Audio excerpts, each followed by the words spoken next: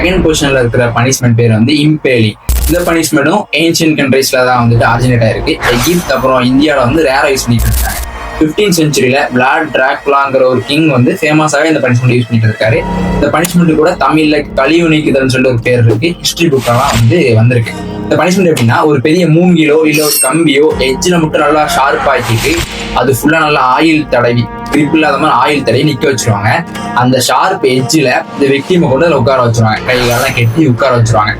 அது எப்படின்னா, அவங்க உடம்புலயே தொலை போட்டு அந்த பாடி வெயிட் கீழே இறங்கும்ல, அதுல உடம்புலயே தொலை போட்டு அந்த கம்பியோ அந்த மூங்கிலோ உடம்புக்குள்ள கூடி மேல வர ஆரம்பிக்கும். அது கொஞ்சம் கொஞ்சமா மேல வர வர அவங்க ஷோல்டர் வழியாவோ இல்ல தலை வழியாவோ அது வந்து வெளியே வந்து அந்த விக்டிம் வந்து செத்து போவாங்க.